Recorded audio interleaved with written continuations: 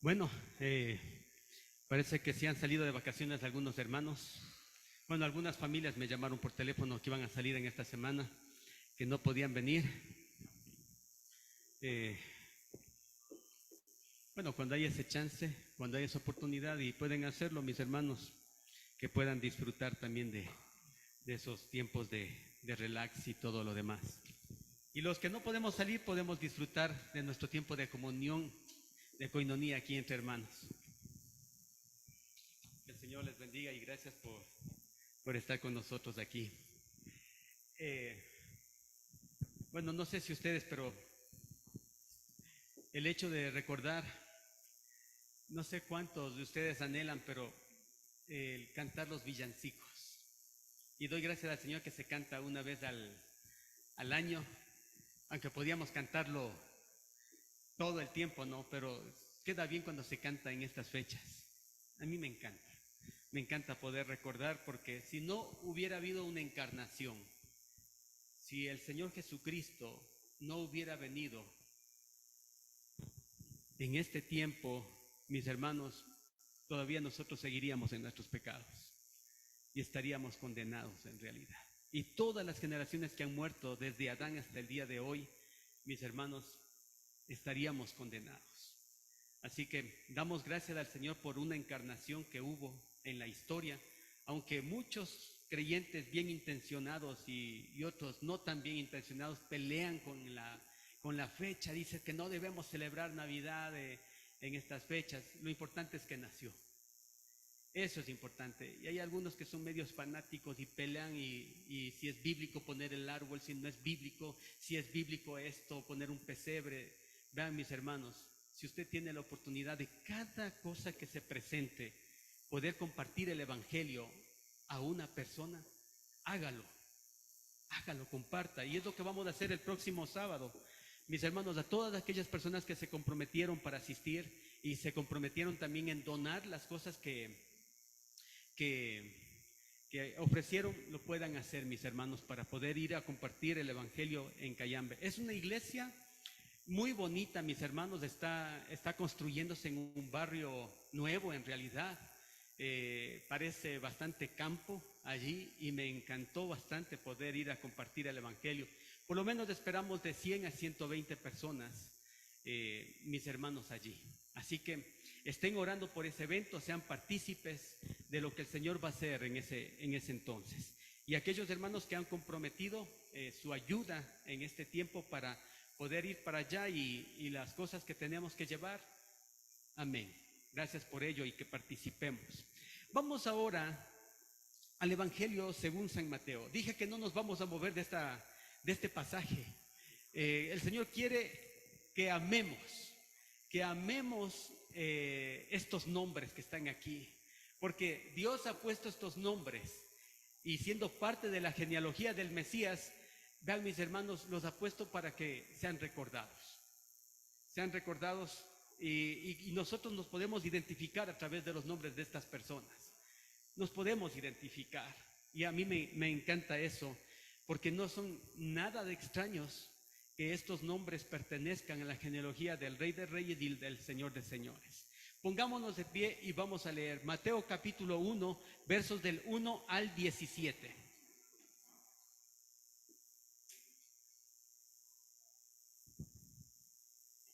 Y lo leemos antifonalmente.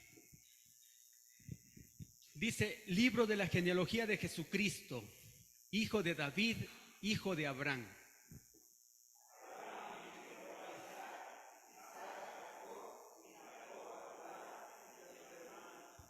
Judá engendró a Tamar, a Fares y a Sara, Fares a Esrón y Esrón a Arán.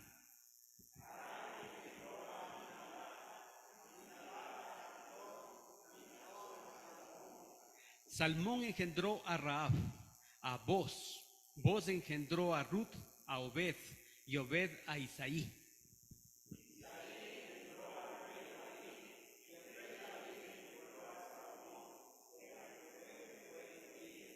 Salomón engendró a Roboán, Roboán a Abías y Abías a Asa.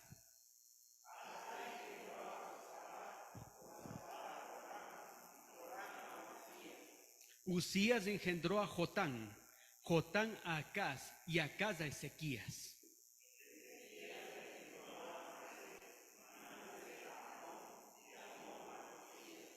Josías engendró a Jeconías y a sus hermanos en el en el tiempo de la deportación a Babilonia.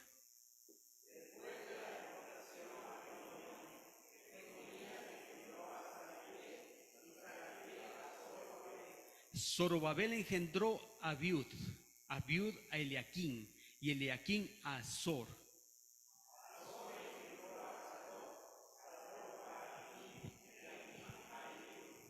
Eliud engendró a Eleazar a Matán, Matán a Jacob.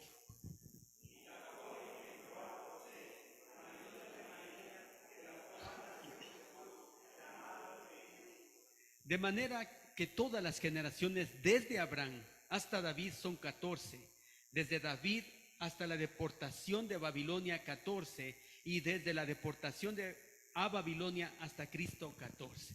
Señor, te damos gracias por tu palabra que puede ser leída en esta mañana. Gracias, Padre, porque tú nos permites leerla. Y ahora, Señor, te pedimos que tú tomes de tu palabra y del Espíritu Santo para iluminar nuestras vidas, tocar nuestras vidas, Señor, con tu palabra. Y Padre mío, si alguien está aquí necesitado de tu palabra en esta mañana, sea la necesidad que tenga, que tú mismo seas ministrando conforme a tu misericordia, conforme a tu bondad, a la vida y corazón de cada hermano que está aquí presente, y también aquellos que están siguiéndonos por el Zoom y también por el Facebook, Señor. Padre amado, queremos que tú obres. Queremos que tú te manifiestes en esta mañana. Recibe tú toda la gloria. Solamente somos instrumentos en tus manos que tú por gracia y misericordia quieres usarnos, Señor. Gracias, Padre, por este tiempo. En el precioso nombre de Cristo Jesús. Amén y amén. Pueden tomar sus asientos, mis queridos hermanos. Ahí está el título, ¿no es cierto? El Evangelio según Jesucristo, según la genealogía de Jesús. Las páginas, a manera de introducción a este pasaje, quiero decirles esto: las páginas de las Escrituras, son a menudo como paredes de granito, donde cada nombre que está escrito allí, ¿sí?, en el pasado impactan nuestras vidas. Y yo les voy a invitar a que usted pueda pensar, ¿qué personaje de las Escrituras hasta el día de hoy ha impactado tanto sus vidas? Y ha impactado, y también con el personaje que usted se identifica también. Porque estas personas que están aquí, mis hermanos, han impactado la vida nuestra, y también nos podemos identificar con muchos de ellos.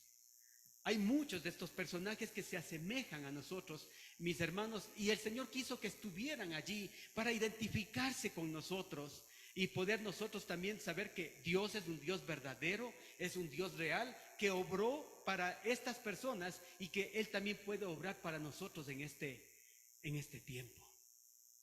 Si hay algo tan precioso que las Escrituras son para nosotros, es que es un libro que tiene vida y que Él va obrando a través de su palabra, va obrando en nuestras vidas.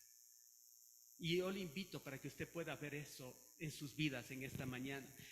Busquen, por favor, y me ayudan ustedes leyendo Primera Carta a los Corintios, capítulo 10, versículo 11. Aquí está, de hecho, el propósito de las Escrituras para nuestras vidas. Primera Carta a los Corintios, capítulo 10, versículo 11.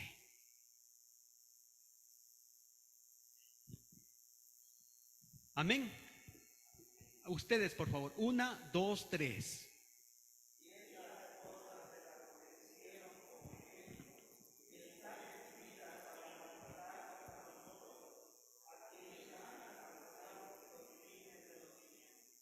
Así es. Y estas cosas se han escrito, dice la palabra, para que nosotros pudiéramos aprender de ellos. Para aquellos que han alcanzado los fines de la vida eterna a través de Cristo, mis hermanos. Así que estos personajes que nosotros encontramos aquí, o estas personas que el Señor a través del Espíritu Santo ha hecho que se escriban aquí, son un reflejo, o nos podemos ver en ellos, identificados para recibir la misericordia y la bondad del Señor. Y a través de esta genealogía, vamos a ver por lo menos en esta mañana 6 verdades o 6 principios que nos van a ayudar mucho en nuestra vida diaria, mis hermanos. Y esto nos va a ayudar para no frustrarnos, para que usted pueda ver el plan de Dios a lo largo de toda la historia y también puedan ustedes ver que Dios tiene un plan para ustedes también y que Él está trabajando. Dios nunca se atrasa, Dios nunca llega tarde. Mis hermanos, Él es soberano y hace las cosas perfectas, aun cuando a nuestra manera de ver podamos decir muchas cosas. ¿Cuántos dicen amén? Es que si Dios estuviera ahí, ya me hubiera sacado de esta situación en la que me encuentro. Es que si Dios fuera soberano, Él ya hubiera... No, mis hermanos, Él trabaja en base a un plan. Él no trabaja en base a lo que usted cree o piensa que debe ser así. Si Él trabajara de esa manera, déjenme decirles, mis hermanos, este mundo ya estuviera hecho un caos, estuviera terrible. Dios trabaja de una manera diferente. Y eso es exactamente lo que nosotros vemos en la genealogía de Mateo, que Mateo nos presenta más bien aquí acerca del Salvador. Vamos a ver estas 6 verdades. La primera verdad, mis hermanos, los caminos de Dios, escúcheme bien esto, los caminos de Dios a menudo son inexplicables. Son inexplicables. En otras palabras, Dios muchas de las veces no explica los misterios de lo que hace o no hace. Él no nos explica, verás, Freddy, ¿sabes qué? Yo voy a hacer en esta semana esto. ¿Te parece, hijo? Estos padres de ahora, Dios mío, que decían antes, las generaciones de antes, nosotros sabíamos tenerle miedo a nuestros padres, pero esta generación de ahora los padres tienen miedo a sus hijos, ¿no? Y esto de la psicología es que tienes que ser más comunicativo con los muchachos. Verás, hijo, en esta semana voy a hacer esto, ¿te parece bien? ¿Apruebas? Vean, mis hermanos, Dios no tiene nada que ver con eso. Él hace que sus misterios sucedan, ¿sí? Sea que me guste o no me guste. Mis hermanos, por eso Él es Dios. Por eso Él es Dios. Al comienzo de esta genealogía uno se pregunta, ¿por qué Dios elegiría incluir a ciertos individuos en su genealogía real? Por ejemplo, en el versículo 2, miren, Abraham engendró a Isaac, Isaac a Jacob y Jacob a Judá. Dice, Judá y a sus hermanos. Y uno se pregunta, ¿por qué Dios eligió a Judá? ¿Alguien sabe la historia de Judá? ¿Se han leído ustedes en la Biblia la historia de Judá, de este hombre? Es increíble, pero ¿por qué Dios escoge a Judá? ¿Acaso él lo merecía más que sus hermanos? Si habían pues otros buenos candidatos en la lista de los hijos de Jacob, pues. ¿Y por qué Dios le elige a este Judá? Imagínense, él fue una de las personas que estuvo dentro del plan de venderlo a José, su hermano. Mis hermanos, y aunque todos los otros hermanos protagonizaron escándalos, en realidad no deberían tampoco estar ni en la lista, ¿no? Pero sabemos que Judá fue parte de la genealogía del Mesías. Imagínense, 9 de los 10 hermanos mayores de José conspiraron para matarlo. Lo arrojaron en una cisterna para que muriera de hambre, ¿sí? Y para no ser responsables de la muerte de José, ¿qué es lo que pasa aquí? Ellos decidieron venderlo. Mejor sacar un poco de dinero de que están manchados con la sangre y venderlo. Porque ya saben que José les caía mal a todos los hermanos, porque él informaba de la mala fama de ellos. Pero Judá propone venderlo a los traficantes. En medio de su malvada vida y de tramar esto, por lo menos él propone, dice, no manchemos, dice, nuestras manos con la sangre de este inocente. Bueno, qué inocente, porque le caían mal a José, pero dice, mejor vendámosle. Aun cuando ese tampoco era un mejor plan. Alguien que era libre, sí, que era un príncipe de su pueblo, al igual que el resto, fue reducido a la esclavitud, a ser un esclavo. Aunque el plan segundo no era el mejor que el plan primero de matarlo, pero podemos ver la maldad, podemos ver la apatía y cuánta insensibilidad en el corazón del ser humano, aun cuando sabían que eran medios hermanos, porque ya saben que Jacob tenía cuatro mujeres y él tenía hijos en cada una de estas mujeres. ¿Por qué Judá? ¿Por qué Dios decidió ponerlo dentro de los planes de Dios a Judá, dentro de la genealogía? ¿Se acuerdan lo que pasó también con Judá? Él va a protagonizar unos escándalos bien grandes. Él va a romper la promesa importante con un familiar en necesidad. Y luego él Judá deja embarazada a su nuera. Deja embarazada a su nuera, creyendo que era una prostituta, mis hermanos. ¿Por qué no Rubén, el primogénito de Jacob? Él podía ser el mejor candidato, entre comillas, porque también este Rubén era también un tremendo. ¿Se acuerdan lo que pasó en Génesis, mis hermanos, cuando uno de los descendientes de unos pueblos paganos vienen, se aprovecha de una de sus hermanas y luego van y hacen una masacre tremenda allí? Y nosotros decimos, ¿por qué?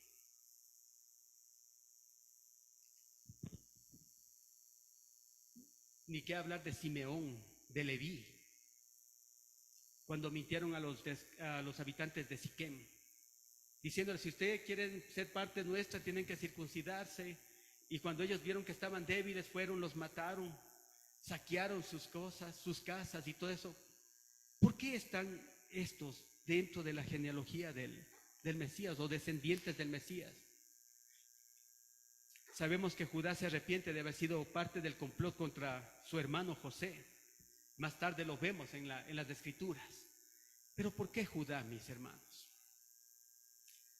¿Por qué Judá venía a ser parte del linaje del rey David? Por lo menos 3 cosas podemos ver de aquí, mis hermanos.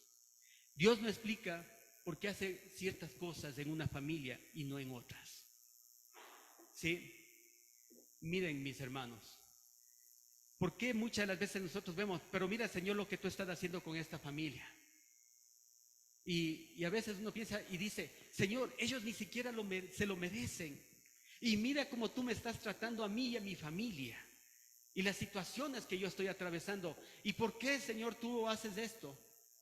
Y ese es el primer punto, mis hermanos. ¿Sí? Dios no explica por qué hace ciertas cosas en una familia y no en otra. Él no explica por qué permite que el mal afecte a un miembro de la familia, mientras que a otros les hace que estén bien, que estén sanos. ¿Por qué hace que suceden muchas cosas en la familia? Y a veces podemos pensar, parece mentira, pero desgracia tras desgracia, evento tras evento, y decimos, Señor, parece que esa familia ha pecado, pero demasiado, y tú te la estás cargando y te la estás tomando ahí. ¿Por qué? Él no explica por qué algunos de los miembros de su familia sufren dificultades o problemas de salud, mientras que otros nunca han padecido ni siquiera de una gripe. Y mientras tanto otros están padeciendo de algunas enfermedades, de algunas cosas, mis hermanos. O de algunos eventos que la naturaleza inexplicable del plan soberano de Dios es evidente en esta genealogía. Y vemos nosotros incluido a personas que humanamente nosotros diríamos, pero ¿por qué, Señor, tuviste que escoger a este? Un malvado, un perverso y tantas cuestiones, y tú lo pones dentro de tu genealogía. Señor, ¿qué te pasa? ¿Por qué no tienes un poquito de razón ahí? Él planeó que fueran y que estuvieran dentro de esta genealogía.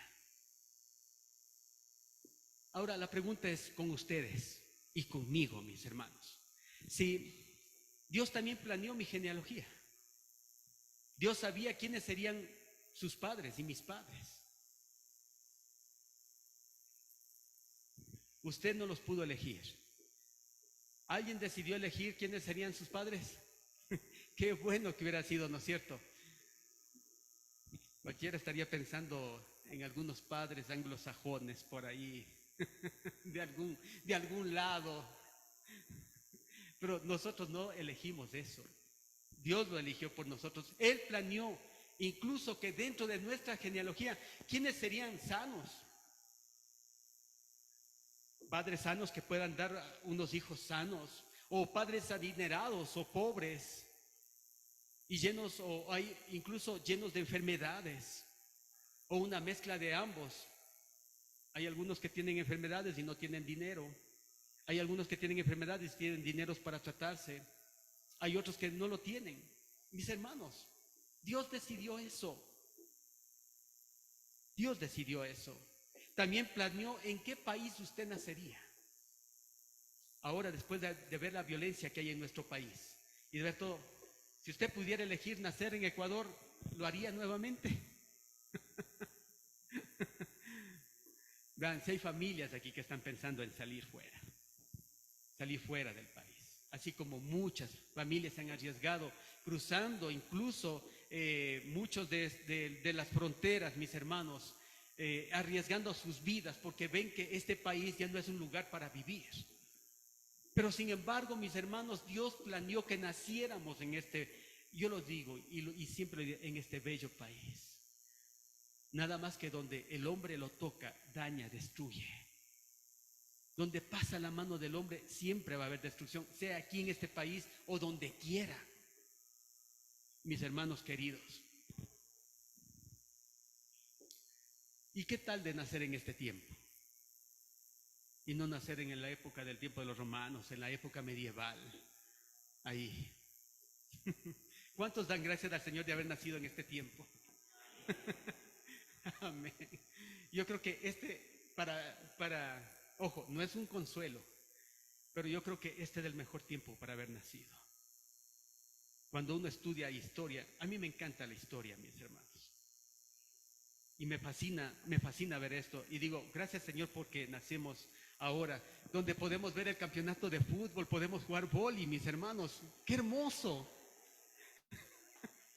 Eso es broma para que se despierten nomás, ¿no? Yo sé que a algunos no les gusta ni el fútbol ni el vóley. Pero es algo tan hermoso. Quiero decirles, mis hermanos, con este primer punto, ¿sí?, que los caminos de Dios a menudo son inexplicables, mis hermanos, son inexplicables. Y que nosotros, por más que nos matemos razonando y tratemos de buscar algo, no lo vamos a poder. Lo único que tenemos que decirle, gracias Señor. Gracias porque tus caminos son inexplicables, inescrutables y muchas veces son incomprensibles a nuestra manera. Pero Dios quiere que nosotros aceptemos eso y que vivamos por ello, mis hermanos. Que vivamos dando gracias al Señor. La segunda verdad en esta mañana es que esta verdad que acabamos de ver ahorita, con la que voy a decir, están íntimamente ligadas.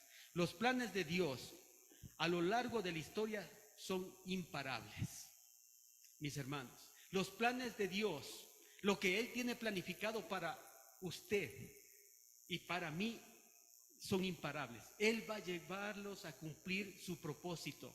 Y así lo vemos a lo largo de la historia. Al leer esta genealogía, rápidamente vamos a observar que el plan de Dios involucró a hombres y mujeres débiles y pecadores. Eso es algo muy importante y me alegro porque muchas personas al leer la genealogía que Mateo presenta aquí han aceptado a Cristo, mis hermanos, han creído en Cristo Jesús. Muchas de las personas han creído en Cristo Jesús. ¿Por qué? Porque hay muchas de estas personas que están mencionadas ahí y muchos se identifican con estas personas. Y dice, si Dios tuvo misericordia con ellos, Dios también tiene misericordia conmigo. Y me puedo identificar. Y Jesús quiso que estas personas estuvieran dentro de esta genealogía. Y eso me da una promesa para mi vida, que yo también estoy dentro de la genealogía de Cristo. Soy parte de la genealogía del Señor. Mis hermanos, podemos ver aquí a Tamar, podemos ver a Judá, Manasés, podemos ver a Betsabé, podemos ver a David, podemos ver a Acaz. Y yo sé que muchos de los que están aquí no les gusta leer tanto las escrituras, que no saben quiénes son estas personas, a excepción de David, a excepción de Betsabé y Judá, que ahorita lo acabamos de comentar. ¿Quién fue Tamar? No lo sabemos, ¿no es cierto? Acaz tampoco lo sabe. Mis hermanos, son personas, hombres y mujeres débiles, pecadores, que Dios quiso que estuvieran dentro de su genealogía para mostrar su misericordia y su bondad para nosotros, mis hermanos. La realidad es que Jesús, aunque nunca pecó, definitivamente estaba relacionado con muchos pecadores. Y uno diría, ¿qué familia de Jesús, no es cierto? ¿Quién no quiere ser descendiente de la reina de Inglaterra? Por lo menos de ahí ser un... y después de un tiempo ir a reclamar, yo soy del linaje de la reina de Inglaterra. Pero miren, el Señor Jesucristo no podía gloriarse de estos descendientes. No podía gloriarse de estos descendientes. Pero Él decidió que estos estuvieran dentro de la genealogía de Él. Dentro de la genealogía de Él. Hermanos, si Jesús no se avergüenza de su relación con sus antepasados, de seguro que no se avergonzará de su relación con sus descendientes. Ustedes y yo, pecadores, adoptados en la familia de Dios por medio de la fe. Y esto me encanta, que ustedes y yo también estemos dentro de esta genealogía. Pecadores que hemos confiado en Cristo Jesús y somos parte de la familia real del Señor. Somos parte de la familia de Dios, mis hermanos. Aunque Satanás ha tratado de frustrar a través de la historia todos los planes que Dios ha hecho, al incluirle allí a Betsabé, imagínense quién iba a pensar que David, en vez de estar en la batalla, ¿sí?, peleando con su gente, estaba en la azotea de su palacio y ¡pac!, ve allá una mujer, mándenle a traer. Pero ella es mujer de Urías Eteo, un valiente tuyo que está peleando allí, que está luchando, no importa. Y luego a través de esta mujer viene, mis hermanos, el rey Salomón. Parece cosas que nosotros no entendemos a nuestra vista, pero son parte de la genealogía del Señor Jesucristo, mis hermanos. Y unas aplicaciones que podemos sacar de este segundo punto es que a pesar de que su vida esté afectada por el pecado, mis hermanos, a pesar de que la vida de estas personas estaba afectada por el pecado y las consecuencias difíciles que tuvieron que experimentar por causa del pecado, Dios decidió incluirlo dentro de su genealogía. Porque estas personas, quieran o no, llegaron a la cruz y vieron la cruz. Cuando David se arrepiente, ustedes pueden ver el Salmo 51, mis hermanos. Contra ti solo he pecado y he hecho lo malo delante de tus ojos. Dice, cuando callé y escondí mi pecado, dice, mis huesos comenzaron a enfermarse, dice allí. Pero mi pecado te declaré, dice David. ¿Qué nos dice? Que Dios también tiene misericordia cuando un pecador viene y se arrepiente delante del Señor, mis hermanos. A pesar de que su vida se ve afectado también por otros pecadores. No sé si fue la semana pasada que estuve en uno de los estudios, que muchas de las veces nosotros también somos afectados por los pecados de otras personas. Somos afectados por los pecados de otras personas en nuestras vidas. Porque muchas de las veces las cosas que otras personas hacen, pensando en su orgullo, en su egoísmo, vemos cómo son afectados de estas personas. Miren, solamente que cuando una familia se está dañando, se está separando una familia, se está desintegrando una familia, miren, nuestros hijos son afectados por los pecados de los padres. Es que dicen, no, es que es mi felicidad y yo quiero mi felicidad y no importa que ellos sufran. Muchas de las veces, mis hermanos, nosotros podemos afectar con nuestros pecados a otras personas sin darnos cuenta de eso, y podemos hacer daño a otras personas. Eso también podemos ver aquí en esta genealogía. David estaba afectando a una familia, ¿sí? David estaba afectando a una familia. Acaz estaba afectando a una familia. Aunque su mundo esté gobernado por Satanás, quien anhela frustrar los planes de Dios para su propia vida, nadie puede desviarlo del camino que Dios ha planeado para usted hacia esa ciudad celestial, mis hermanos. Aunque Satanás quiera frustrar la vida de muchos aquí, no lo puede. Intentará y hará muchas cosas, mis hermanos, pero todos vamos a ese camino, a esa ciudad celestial. Y vamos a ese camino, mis hermanos. Miren, leamos en Mateo 1, los versículos del 13 al 15. Aquí aparecen algunos nombres, del 13 al 15. Y lo leemos antifonalmente, dice: Zorobabel engendró a Abiud, Abiud a Eliaquín, y Eliaquín a Azor.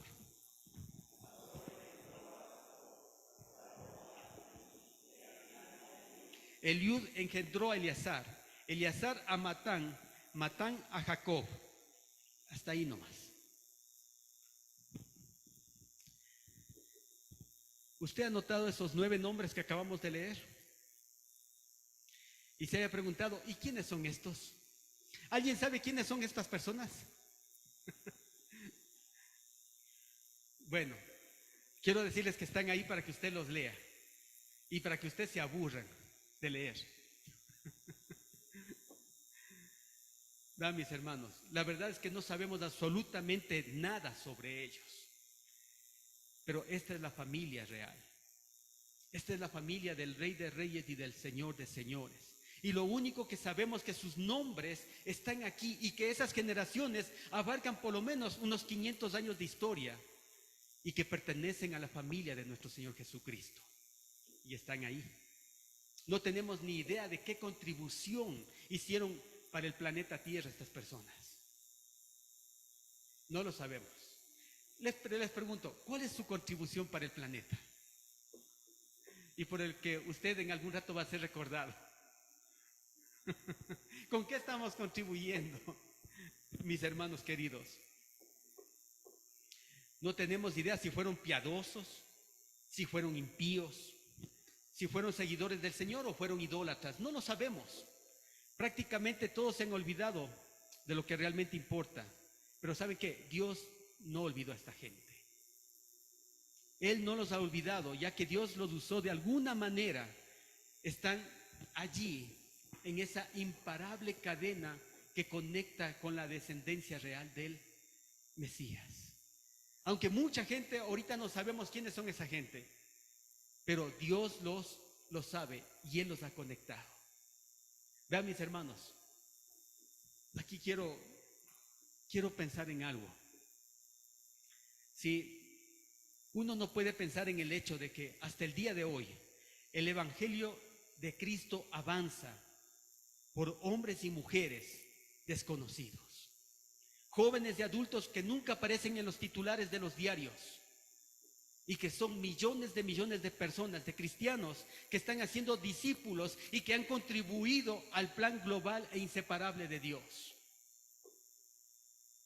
¿Quién puede decir eso? Hay millones de cristianos que están discipulando, que están enseñando, que están compartiendo, que están predicando, que están apoyando, que están ayudando, y quizás nunca van a estar en los titulares.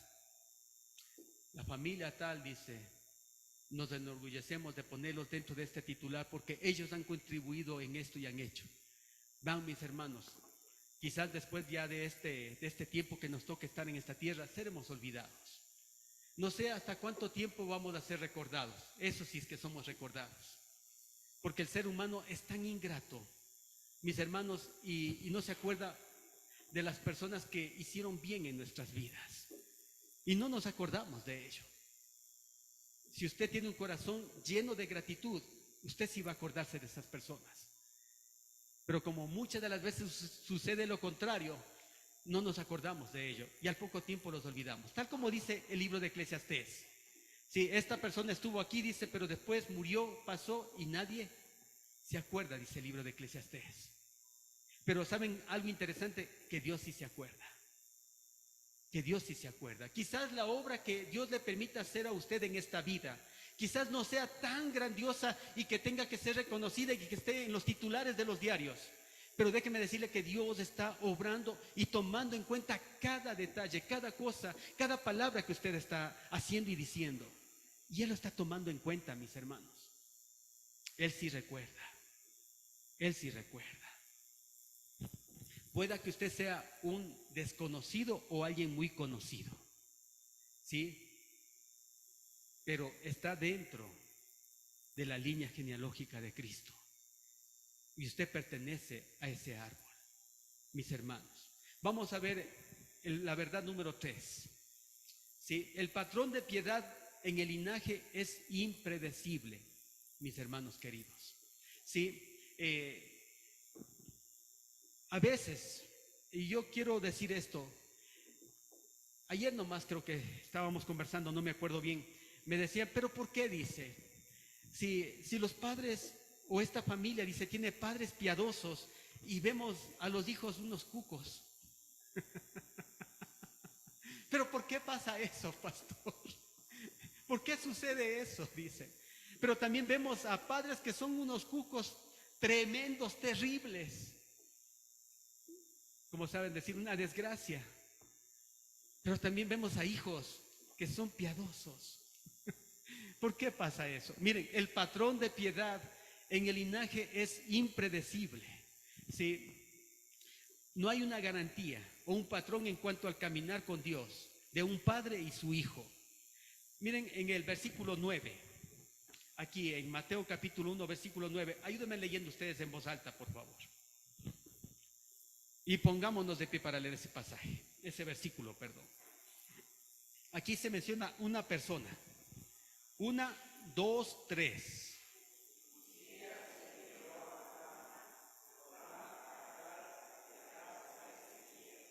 Tomen sus asientos. Ezequías. Esta palabra parece que sí le suena. Parece que sí le suena. Un rey piadoso. Miren, ¿qué hizo este rey? Y pueden anotarlo para leerlo luego en su casa. Esto lo tenemos en el segundo libro de Crónicas, capítulo 20. Ezequías fue un rey piadoso. Él quitó todos los ídolos que había en Israel y quitó los lugares altos donde se quemaba incienso a dioses paganos. Este fue en realidad un buen rey para Israel. Pero el hijo de Ezequías, Manasés, fue uno de los reyes más malvados de la historia. ¿Pero por qué? Ezequías, un rey piadoso, llevó a la verdadera adoración a Israel, quitó los lugares altos y viene este Manasés. Fue uno de los reyes más malvados de la historia de la nación, mis hermanos. Él reconstruye todos los altares que el papá derribó, los vuelve a levantar. Instauró nuevamente la idolatría de Israel y aún instauró la idolatría dentro del templo. Pero en el segundo libro de Crónicas, capítulo 33, Manasés también se arrepintió y sigue a Dios. Es una de las historias de conversión más sorprendentes del Antiguo Testamento, mis hermanos. Nuevamente, lo que él mismo volvió a levantar, volvió a destruirlo. Derribó los altares, mis hermanos, de los ídolos y condujo al pueblo de regreso a la adoración. Y quizás piensen esto, ¿qué cambio que va a tener las siguientes generaciones después de Manasés? Sin embargo, cuando el hijo de Manasés, Amón, llega al trono, él hace todo lo contrario de su padre. Él hace todo lo contrario de su padre. Tienen que leer la historia, mis hermanos, para que ustedes puedan ver esto. Amón tiene un hijo llamado y este Amón, 2 años, en 2 años hizo barbaries y media, como sabemos decir. Pero después le nace un hijo a Amón llamado Josías. ¿Sí? Josías, este muchacho, mis hermanos, se convierte en uno de los reyes más piadosos que tenía la nación. Él, en medio de la limpieza que estaba haciendo en el templo, encuentra el libro de la ley. Encuentra el libro del Génesis, Éxodo, Levíticos, Números, Deuteronomio, y fue el hallazgo más impactante de toda la historia. Ese libro que estaba empolvado y botado, ahora es quitado el polvo, limpiado, y lo comienza a leer y lo comienza a estudiar. Josías, hijo de un perverso, de un malvado llamado Amón.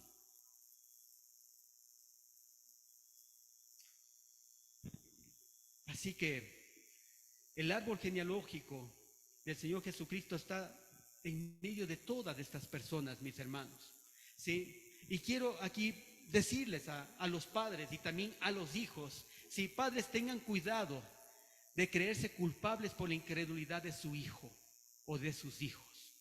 Tengan cuidado de que haya culpabilidad en sus corazones por la incredulidad de sus hijos, y al mismo tiempo tengan cuidado de no atribuirse el mérito que su hijo camina con el Señor.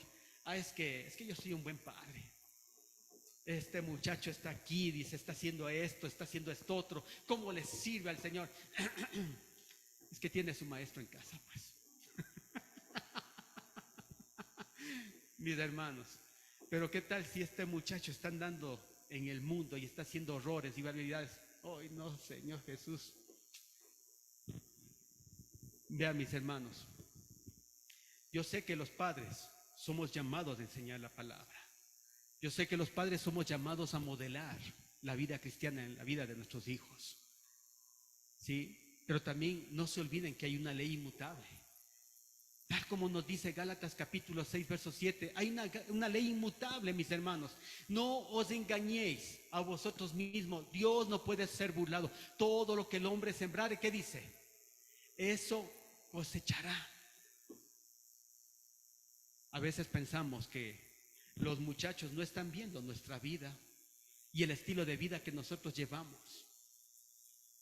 Ellos como que no están viendo el cristianismo que nosotros estamos viviendo. Sí lo ven, mis hermanos. Ellos son como una esponja que están absorbiendo todo lo que nosotros hacemos. Ellos lo ven y absorben, mis hermanos. Y hay que tener también cuidado de eso. No podemos sentirnos culpables por si nuestros hijos son creyentes o no. Pero sí somos llamados a vivir la vida cristiana delante de ellos. Si ellos quieren vivir fuera del Señor, si ellos quieren alejarse del Señor, vean, mis hermanos queridos, ya es cuestión de ellos. Ellos se arreglarán. La salvación es personal. Lo que nosotros hacemos es compartirles la palabra del Señor, hablarles de Cristo y modelar la vida de Cristo no digo en nuestras fuerzas, en el poder del Señor, como Él nos lo permite hacerlo. Y Dios sabrá qué va a hacer con nuestros muchachos, con nuestros hijos.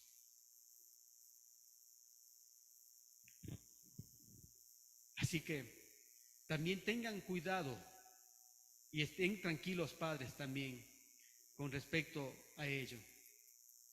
El Señor nos ha salvado a nosotros como padres, y el Señor también, por su misericordia, también salvará a nuestros hijos. ¿Sí? Así que hay, como les decía en una conversación, muchas de las veces hay padres piadosos que tienen hijos inconversos. Y muchas de las veces hay padres inconversos, padres mundanos que tienen hijos piadosos. No sé cuál sea el caso en su vida, en su familia. Pero Dios, Él obra de maneras misteriosas. Un cuarto principio o una cuarta verdad, mis hermanos, que encontramos dentro de esta genealogía. Imagínense si solamente escarbáramos un poquito más y más en cada una de estos nombres que podemos ver aquí. Aquí hay otra verdad que encontramos en la genealogía de Jesús. Miren, tanto las pruebas de fe como la obediencia en una persona son imprevisibles. ¿Sí? Tanto, mis hermanos, las pruebas de fe como la obediencia de una persona son imprevisibles, mis hermanos. Ahí mismo en el versículo 9 que acabamos de leer dice: Usías engendró a Jotán, Jotán a Acaz y Acaz a Ezequías. El rey Usías. Y esta es una bonita genealogía que podemos leerlo. Y eso está en el segundo libro de Reyes, capítulo 14. No lo vamos a leer ahorita por el tiempo, porque la iglesia que viene después tienen un programa, ellos van a celebrar su programa luego de Navidad aquí y ya muy pronto estarán aquí con nosotros y hay que terminar nuestro tiempo a tiempo. Pero podemos ver aquí que él caminó con Dios y tuvo grandes victorias mientras confiaba en el Señor. Le pidió fuerzas y sabiduría, mis hermanos. Todo iba bien y su futuro era brillante. Imagínense, este rey Usías estaba en unos problemas, decidió confiar en el Señor, depender de él, y el Señor obró en su vida de una manera increíble. Había muchos aciertos en la vida de este rey. Todo iba bien, su futuro era brillante. De hecho, él llegó a ser rey cuando solo tenía 16 años. Y en lugar de vivir alocadamente, él decide seguir al Señor y reina 52 años, mis hermanos, en la nación de Israel. Pero en algún momento, escúcheme bien esto, y esto puede ser presa a cualquier persona aquí. En algún momento las semillas del orgullo empezaron a brotar en su vida. Tal vez en su larga serie de victorias militares, y Satanás comenzó a cebarle, a ponerle, sí saben que es un cebo, ¿no es cierto? Sí, ¿no es cierto? ¿Cuántos se han ido de cacería? No, sí.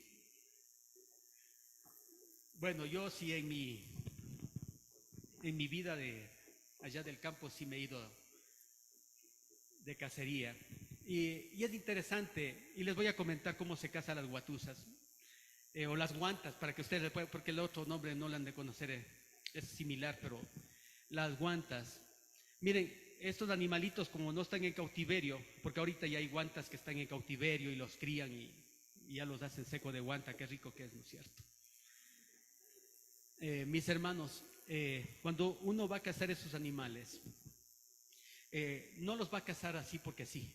Son tan rápidos, tan esquivos que usted ni bien piensa disparar y el animal ya está allá por cualquier otro lado y usted ni siquiera sabe por dónde se le fue. Es interesante, pero se lo comienza a cebar. Se le comienza a dejar, allá en mi tierra hay ese frutipán. Es una fruta bien rica, tiene una cascarita café. Sabe como una papa, pero es más dulce. Eso se le deja allí y el animal viene un día y lo come. Y luego regresa al siguiente día y lo come. Por lo menos unos 4 o 5 días se lo deja y está cebado, ya está ya acostumbrado, está embobado el animal ya con la comida ahí. Y miren, en la noche uno lo está esperando. Basta que uno encienda la luz mientras el animal está comiendo, alza su cabeza y esa luz le deja impactado, le deja así quieto. Y ¡pam! Va el balazo ahí. Y comemos seco de guanta.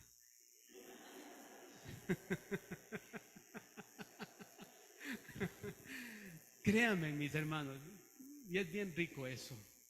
Pero Satanás hace así con el creyente. Está teniendo sus victorias, está bien, y de pronto el corazón se comienza a enorgullecer. Viene esas semillas del orgullo en su corazón y comienza a enaltecerse y a pensar que es por él todo lo que tiene, todo lo que hace. Y he visto la caída de muchos creyentes, de muchos creyentes. Y eso es lo que pasó con este rey Usías. Mis hermanos, cuando ya pensó que estaba en la cúspide, después de tantas victorias, entró al templo y quiso sacrificar incienso. Y el Señor le mandó lepra allí. Y le dijo, tú vas a morir. Enseguida salió del templo, le recluyeron en un cuarto de esos cuartos reales. Y este hombre le clama al Señor. Y Dios le dice, te voy a dar 15 años más. Está bien, no te voy a matar ahorita. Se arrepiente nuevamente al Señor. Viene luego. No quiero hacerle la historia, como dije, tenemos que terminar a tiempo. Quiero que pensemos esto. Mi fidelidad de ahora no garantiza la fidelidad para el día de mañana. El que piensa estar firme, ¿qué dice? Ahí mismo en el primero libro de Corintios, capítulo 10, que leímos hace un rato, en el siguiente versículo, después del 11, dice: el que piensa estar firme, mire que no caiga. Así que tenemos que aprender a estar en dependencia, caminando con el Señor cada día, mis hermanos. La victoria de ayer, mis victorias de ayer no me sirven para vivir el día de hoy. Mis hermanos, tengo que aprender a confiar y a depender en el Señor ahora, para cada día. Tenemos que aprender y a confiar.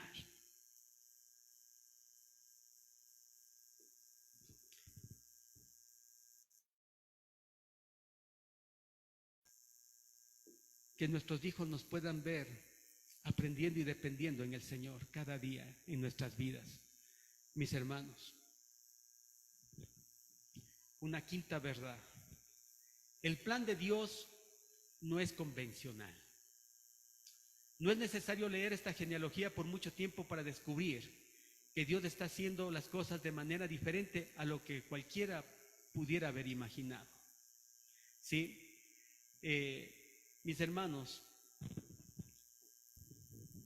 los caminos del Señor son tan misteriosos. Y uno podría decir: pero Señor, ¿por qué no hiciste esto así?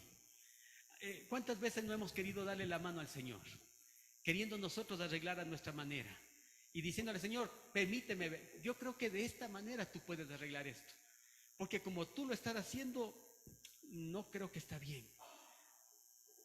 ¿Sí o no? Y queremos arreglarlo, ¿y qué hacemos? Iba a poner una ilustración, pero creo que esta no vale. No.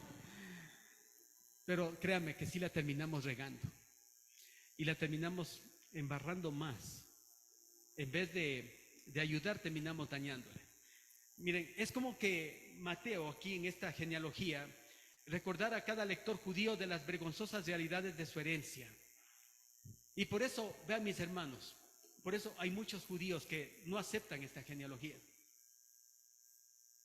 y siguen en su ignorancia. ¿Saben por qué? Porque no acepta que son pecadores. El judío es bien orgulloso y le es difícil aceptar que es pecador. ¿Se acuerdan con los fariseos, con los saduceos? ¿Qué decían? Ellos se jactaban de que hacían buenas obras y que eran irreprensibles. Pablo mismo dice en Filipenses capítulo 3, dice: en cuanto a la ley, dice, yo soy irreprensible. Pero a medida que Pablo le va conociendo al Señor, ¿qué dice? De los pecadores yo soy él. El primero, dice, y fui recibido a misericordia por causa de Jesucristo, dice, que tuvo de mí misericordia. Y me encanta eso, cuando dice que de los pecadores yo soy el primero. Dice, si hay una lista de los más buscados en este país, de los 20 más buscados, Pablo dice, yo encabezo esa lista. De los más buscados, de los más peligrosos, de los más terribles, yo encabezo esa lista. Y aquí vemos, en esta genealogía, vemos a un montón de personas que no deberían estar humanamente. Pero Dios decidió que estén dentro de esta lista. Ahí tenemos a Tamar. ¿Se acuerdan que Tamar se disfrazó de prostituta para luego acostarse con su suegro, ahí Judá? ¿Y qué tenemos ahí de frente? Descaradamente tenemos aquí a una Rahab. Mis hermanos, esa era su profesión. Y está dentro de la lista del Mesías. Miren el versículo 5 conmigo. 1, 2, 3. Si están en Mateo capítulo 1, verso 5. 1, 2, 3. Salmón engendró a Rahab, a Boz. Boz engendró de Ruth a Obed, y Obed a Isaí. Y Isaí engendró al rey David. Qué tremendo. Nada más que Rahab creyó. Ella estaba lista 40 años, escúcheme bien, 40 años, y esta mujer estaba lista para ser parte de la nación de Israel, al momento que iba a creer que Dios iba a hacer una obra especial. Por eso cuando Rahab recibe a los 2 espías y los esconde en el terrado de su casa, ¿qué le dice el Señor? ¿Qué le dicen los espías? Dice, mira, para que no seas destruida, ahí saca un listón rojo, una soga de color rojo que cuelgue por tu ventana, y todo van a saber, dice, que ahí no tiene que destruirse. Esta mujer le creyó al Señor. Le creyó al Señor. Y era un cordón grana. Es la sangre del Mesías. La casa de esta mujer estaba cubierta con la sangre de Cristo, mis hermanos, porque decidió creerle al Señor. Y está dentro de esta genealogía. Así que los caminos del Señor son imprevisibles, mis hermanos. Todos pueden identificarse con una pecadora como Rahab, con un rey también que hizo cosas bochornosas. Todos podemos identificarnos, mis hermanos. Este también es un recordatorio sutil de que, si bien podemos recordar a estas personas pecadoras y pensar por un momento que no deberían estar en la genealogía de Cristo, pero me consuela al saber que Él nos tiene dentro de su genealogía. Nosotros no somos ni mejores ni peores que ellos. Venimos de Adán, somos pecadores y tenemos necesidad del Señor, al igual que todos ellos. Si alguien se cree aquí justo y piensa que más bien que Dios lo escogió porque vio algo de bueno en usted, déjeme decirle que está perdido. No ha entendido ni le conoce al Señor. Si usted está aquí conmigo en esta mañana, es por el simple hecho que reconocemos que somos necesitados del Señor, que somos pecadores y que no podemos salvarnos a nosotros mismos. Si alguien se cree justo aquí en esta mañana, está equivocado. Todos somos pecadores y estamos condenados. Y Dios por su misericordia decidió tomarnos en cuenta. No porque lo merecíamos, sino porque Él lo quiso así. Y que ustedes y esta gente del pasado y yo estemos aquí es solo por su misericordia, mis queridos hermanos. Nada más, porque es su misericordia. Y vamos al último punto en esta mañana. Ningún pecador perdido es irredimible. No hay aquí una persona que la gracia y la misericordia del Señor no lo pueda alcanzar. No hay aquí alguien que sea tan malo y que usted piense en su mente y en su corazón, este sí ya no tiene perdón de Dios. No sé, yo sé que muchas de las veces esto sí lo dijo en su mente y lo ha dicho también en la cara a las otras personas. No, cuando vemos de esta persona decimos, wow, este sí no tiene perdón de Dios, ya este es el colmo ya. Este ya se pasó de la raya. Yo creo que el Señor ya no tiene misericordia para esa persona. Déjeme decirle que no es así. No es así. Dios sí tiene misericordia. No hay una persona que la gracia del Señor no lo pueda alcanzar, por más que haya hecho lo que haya hecho. Mis hermanos, Rahab era la única persona en Jericó que estaba interesada en el Dios de los israelitas, que escondió en su azotea a estos dos espías. Y antes de que los espías se fueran, le dijeron que colgara una cuerda escarlata de su ventana si realmente quería seguir al Dios de Israel. Cuando Israel volvió a esa ciudad, una ciudad cuyos muros estaban a punto de derrumbarse, allí estaba esa cuerda escarlata. Ella puso su fe y su esperanza en la misericordia del Dios de Israel. Y Él no defraudó, mis hermanos. Él no la defraudó. Y es más, al contrario, inmerecedora de su gracia, le hizo formar parte de la descendencia del Mesías. El Señor no dijo, ya está bien, ya tú no te mereces la salvación, ven, te salvo, pero quédate nomás por esa esquinita porque no quiero verte cerca de mí. ¿Saben qué hace el Señor con esta mujer? Le dice, ven para acá, quiero que estés aquí, que seas parte del linaje de mi Salvador que voy a enviar. Quiero que tú seas parte, pero Señor, no lo merezco. No, quiero que seas parte y que vengas acá. Él lo hace, mis hermanos. Él lo hace. Ella fue perdonada y aceptó la misericordia del Señor, mis hermanos. Y ella forma parte del árbol genealógico de Jesús. Ella forma parte de eso. Solamente la misericordia del Señor puede alcanzarnos y puede alcanzar a aquellas personas que todavía amamos y los queremos mucho, mis hermanos. Y a veces, no sé si usted está decepcionado con algún pariente, con algún familiar, con algún hijo, con alguna hija, con algún tío, con algún primo. No sé si usted está decepcionado y dice, y de pronto ha perdido la esperanza de decir, Señor, ya te he orado tanto. Yo pasé orando 9 años por mi padre. Y créame que llegó momentos donde llegué a pensar que parece que Dios no va a tener nada con mi padre. Después de 9 años, y ni siquiera fui yo el instrumento, mis hermanos. Bueno, cada vez que iba de vacaciones a la casa de mi padre, le predicaba el evangelio y compartía con él, pero ni siquiera ellos lo creyeron conmigo y tuve ese privilegio de orar.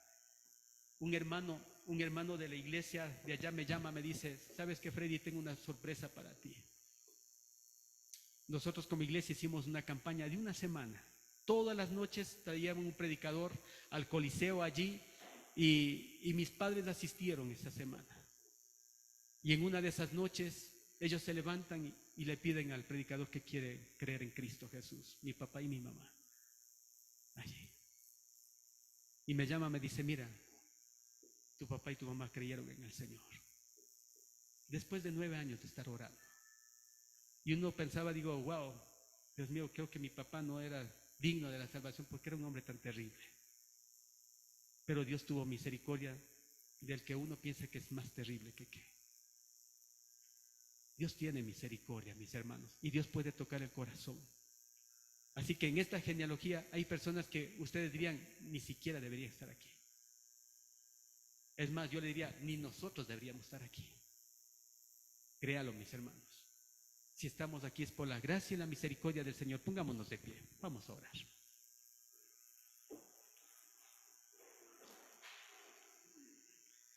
Doy gracias al Señor por esta genealogía que está aquí, porque ustedes y yo también estamos dentro de esta genealogía.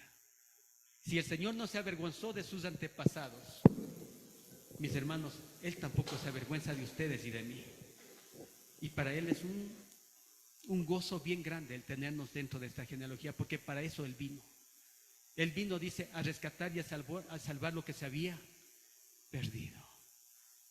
Y ustedes y yo estábamos perdidos y Él vino y lo hizo por nosotros. Vamos a orar. Amado Padre Celestial, te damos gracias por esta mañana que nos has brindado para poder estudiar tu palabra. Y gracias, Señor, porque nos llenas de esperanza. De saber que aquí hay personas que humanamente no hubieran sido escogidas para ser parte de esta genealogía. Pero, Señor, a ti te ha placido porque tú eres soberano. Tú tienes planes y tienes propósitos, Señor. Y gracias, Señor amado, porque nosotros no te escogimos. Y gracias, Señor, porque nosotros no elegimos de qué padres nacer, ni en qué país nacer. Pero tú lo elegiste por nosotros, Señor. Y no importa las circunstancias que estemos atravesando, sabemos que tenemos la esperanza puesta en ti, Señor. Tú eres nuestra esperanza, Señor. Sabemos que muchos hermanos hoy pueden estar atravesando por circunstancias, por dificultades. Quizás, bendito Dios, en el corazón de más de una persona aquí, de un hermano o una hermana aquí, hay zozobra, hay incertidumbre de lo que va a pasar en nuestro país, o lo que va a pasar con su familia, o qué va a pasar con su enfermedad, o qué va a pasar con su crisis económica, o qué va a pasar con su futuro. Hay más incertidumbre aquí, Señor. Pero queremos decir que tú eres más grande que mi circunstancia, tú eres más grande que mi incertidumbre, Señor. Y he decidido confiar en esta mañana en ti. No temeré al futuro ni lo que pueda venir. Simplemente en esta mañana, Señor amado, en el nombre tuyo y por el poder del Espíritu Santo, hemos decidido confiar en ti, depender en ti, sin importar lo que venga, Señor, porque sabemos que en tus manos está nuestra vida, Señor amado, y tú puedes hacer, y tú puedes obrar, tú puedes manifestarte en nuestras vidas, Señor. Gracias, Padre. Gracias por este momento. Gracias por lo que tú vas a hacer, Señor. Toma la vida de cada hermano, de cada hermana, Señor. Toma sus pensamientos, toma todo su ser, Señor. Y a la vez también queremos orar también por nuestros hijos.